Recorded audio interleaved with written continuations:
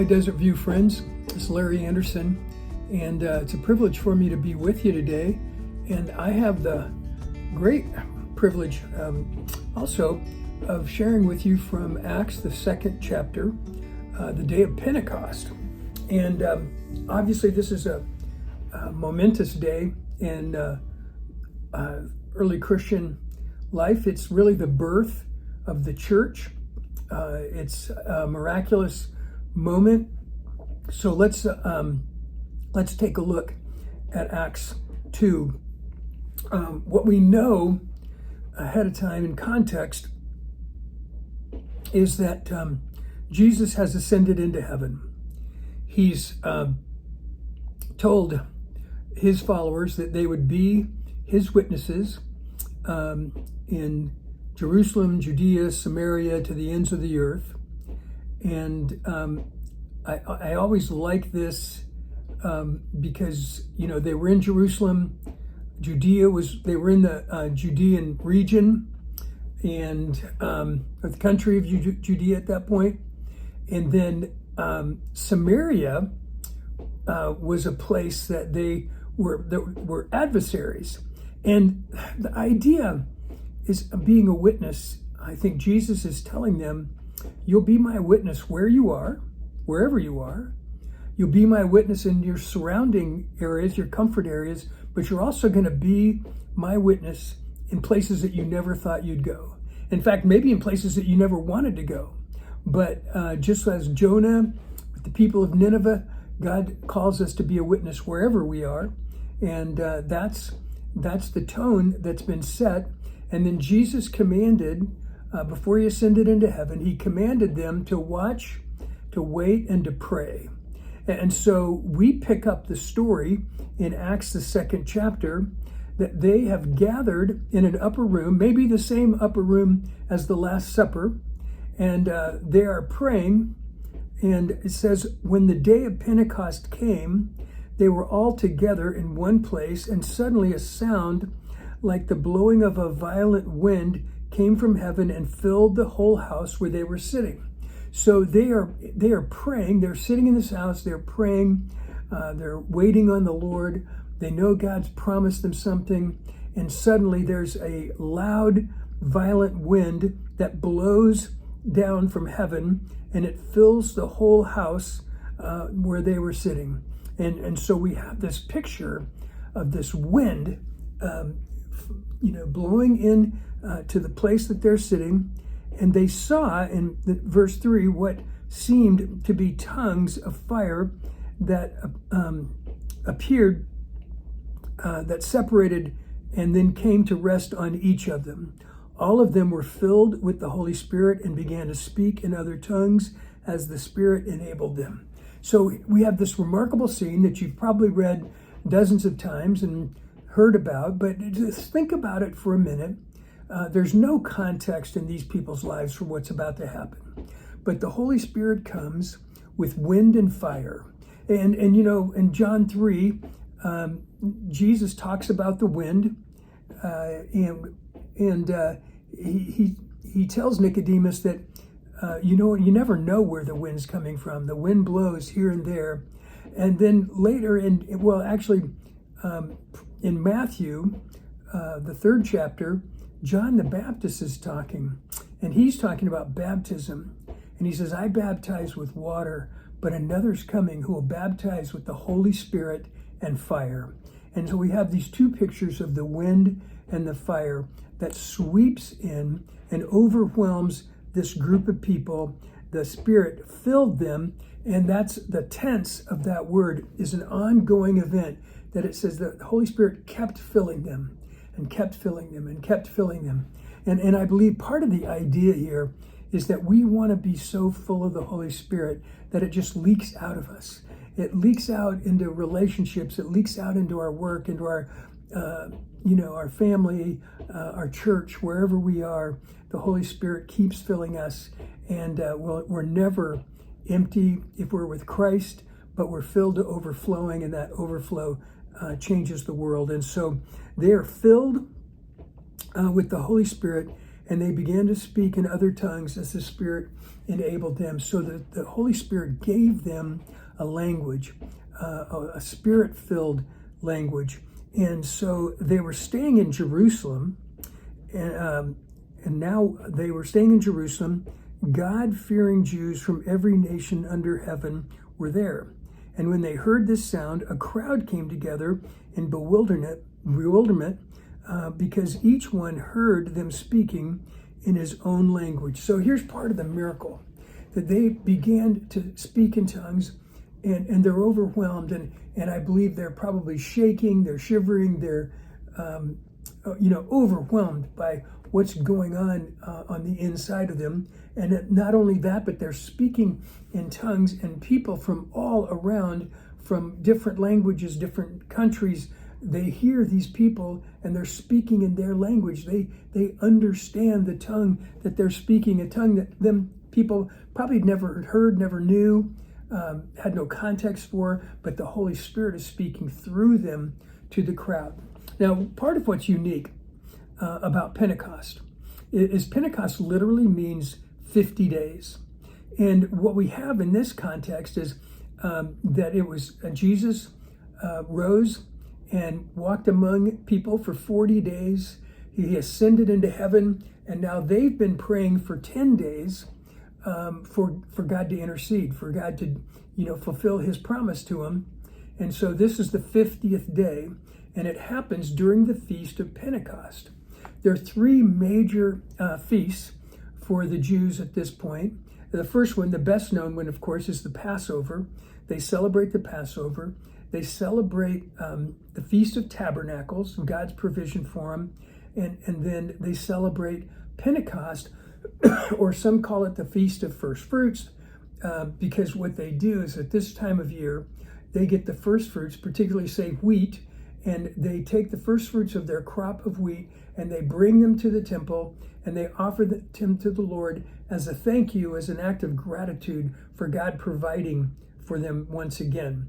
And so these three major feasts that the Jews had, and it said that every Jew, no matter where they lived, wanted to come and be part of one of those feasts. It was also said that every Jew, at least once in their life, should make the pilgrimage to Jerusalem for the Passover. Well, it also, called for people to come to any of the three feasts. And so what you get here is Jerusalem during this time, has swollen to probably maybe 4 times its normal size. And people have come from all over to celebrate the Passover Pentecost feast, be there for all of that, bring their first fruits to offer to the Lord.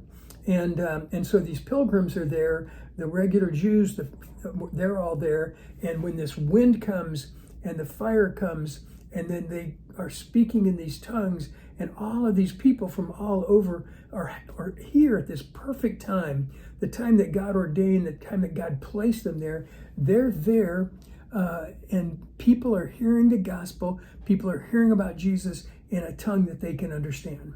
So it's pretty dramatic. It's pretty powerful. This isn't where we start talking about a doctrine of tongues or anything like this, but this is a phenomenon that happened at this point in time where God showed up in the form of the Holy Spirit and he filled his people, and the church is born at this point. Now, it talks about the God-fearing Jews from every nation, under nation. They heard the crowd. They came out in bewilderment because each one was speaking in his own language. Now, utterly amazed, they asked, "Are not all of these who are speaking Galileans? Then how is it that each of us hears them in our own native language?" And they go through a list, Parthians, Medes, and other Judeans, Mesopotamians, Cappadocians. They go through this list of nations and areas who spoke a different language. Egypt and parts of Libya and near Cyrene, and with the idea that we don't have any understanding normally of this language, but they can understand us, that something miraculous is going on, and it says that they're declaring the wonders of God in our own tongues. Amazed and perplexed, they asked one another, "What does this mean?" Some answered and made fun of them and said they've had too much wine. So some people wanted to say they were drunk, and that's why they were acting that way. But you can't deny the miracle of speaking in their tongues, that they could understand what was going on. And so we have Peter stood up with the 11, and he raised his voice and he addressed the crowd. And he says, "Fellow Jews, and all of you who live in Jerusalem, let me explain this to you. Listen carefully to what I say. These men are not drunk as you suppose. It is only 9 in the morning. No, this is what was spoken of by the prophet Joel." And so now he takes them to their own Old Testament, and he's going to quote the book of Joel to them, just to remind them, to verify with them that this is something that God is doing, that this isn't a bunch of people that have been drinking in the morning, but this is God interceding, God interacting with his people. Here's what it says from the book of Joel. "In the last days," God says, "I will pour out my spirit on all people. Your sons and daughters will prophesy. Your young men will see visions. Your old men will dream dreams. Even on my servants, both men and women, I will pour out my spirit in those days, and they will prophesy. I will show wonders in the heavens above and signs on the earth below, blood and fire and billows of smoke. The sun will not be turned to darkness, the moon to blood, before the coming of the great and glorious day of the Lord. And everyone who calls upon the name of the Lord will be saved." What a powerful picture. And so we have this Pentecost that's being celebrated, that's being recognized on the 50th day, and it is the Feast of the First Fruits. It's the day that God ordained to intercede on earth, to build his church, to birth his church, and these folks are part of it. They're proclaiming the goodness of God in languages that the people from wherever they came from can understand. And so it's a great miracle. It's going to change the world. God is going to take these people. Most of them, I would guess, are illiterate. Most of them haven't done anything to prepare for what's about to happen, but they are going to be God's messengers. They're going to turn the world upside down. God's going to use them in ways that they never dreamed. And the Lord promises that everyone who calls upon the name of the Lord will be saved. You know, that's so impressive and powerful that I want us to think about it just for a minute. That these people are, that God has done something special. And I wish that I could get into Peter's whole sermon after this, because I have a little, preacher jealousy, because Peter preaches his first sermon and 3,000 people come to Christ. I haven't had that happen to me before, but the church is launched in a big way at this point. The Holy Spirit is moving in crazy ways. And here's the thing, part of what I want us to press into today is that same Holy Spirit that's available to us today. Jesus said in John 14:27, "My peace I give you," not peace that the world can give you. And it's also not a peace the world can take away, but it's my peace. He said, "I'm sending you a comforter. I'm sending you the Holy Spirit." That today we have the same access to that Holy Spirit that the people did in the second chapter of Acts.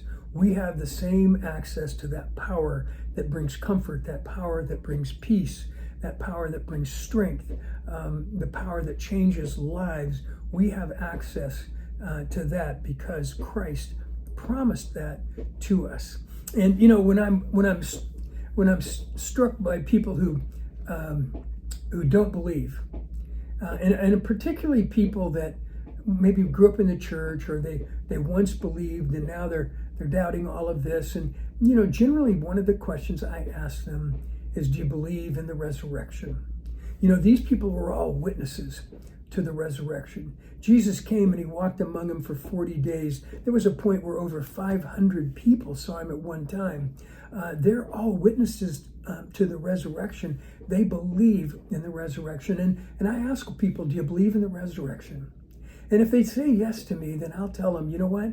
Then if the resurrection is true, all the rest of it has to be true. And when I bump into things that I don't like, when I bump into things that I don't understand, I always go back to what I know is true. And I know the resurrection is true. And if the resurrection is true, then I've got to deal with it. I've got to deal with what I don't understand. I have to deal with what I don't like, because the resurrection is true. And so what Christ said is true, and what Christ promised is true, and what he promised to us, he will deliver. That is his promise. That's his guarantee. That was the experience of the people that day. And God birthed his church. He used this to create his following. And it's exactly as Jesus had told them, because it wasn't Jesus with them, but he said, I have to go away so that the Spirit can come and infill you, and you will be my witnesses. You will be my mouthpiece. You will be the ones who build my church, who reach out to the world. You are the ones, and that's still the call that we have today. That's never gone away. And Jesus doesn't leave us without that promise. Jesus gives us his Spirit that we can fulfill his mission just the same way that the early church did in Acts 2. They didn't know how to read, most of them. They didn't have any buildings, they didn't have any Bibles, they didn't have anything. They had the Holy Spirit, though, flowing through them, continually filling them, and they were responding to what God had done in their lives. And sometimes I wish that we didn't have all of the accoutrements, that we didn't have all the technology and all the stuff, that we had to rely on God's Spirit flowing through us, continually filling us, calling us to fulfill the mission that God has given us. So as you begin and continue through the book of Acts, think about this. Think about what God did that day, the Pentecost, that God birthed his church. He equipped them through the Spirit. He said to them at one point, Jesus said to them, when you don't know what to say, the Holy Spirit will speak through you so that you say the right words. We can trust Christ, who gives us his Spirit, Christ who always does what he promises. And we can be his mouthpieces. We can be the ones who are constantly filled by his Spirit so that we can be part of Jesus' mission to the world. I'm grateful for you guys. I love Desert View Bible Church. Hey, say hi to Ben for me, will you? Okay, bye.